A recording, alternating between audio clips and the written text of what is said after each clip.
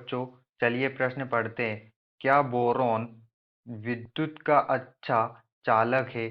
चलिए अब हम यहाँ पर प्रश्न की मुख्य अवधारणा देख लेते हैं। तो यहाँ पर हमारे प्रश्न की मुख्य अवधारणा क्या होगी?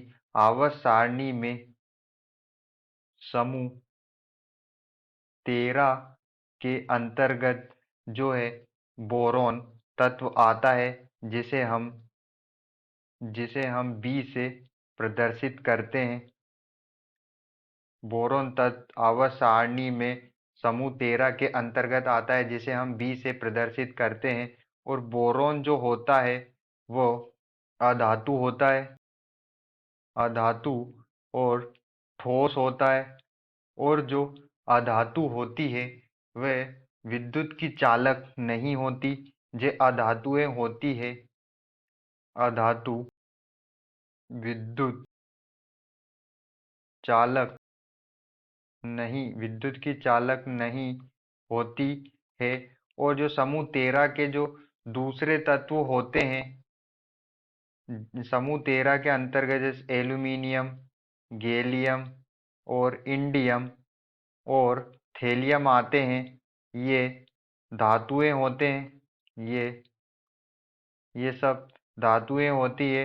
और जो धातुएं होती है वो विद्युत की चालक होती है। जो धातुएं होती है वो विद्युत की चालक विद्युत की चालक धातुएं जो होती है वो विद्युत की चालक होती है, जबकि जो अधातुएं होती है वो विद्युत की चालक नहीं होती है। और जो हमारा बोरॉन होता है, बोरॉन जो होता है वो समूह 13 का प्रथम सदस्य होता है। इस कारण इसकी जो त्रिज्या होती है, इसकी जो बोरॉन की जो त्रिज्या होती है वो बहुत कम होती है, क्योंकि समूह में ऊपर से नीचे जाने पर त्रिज्या बढ़ती है।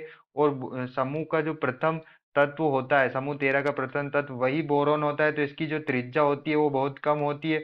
और त्रिज्या कम होने के कारण इसकी जो आयनन ऊर्जा है वो अधिक होती है।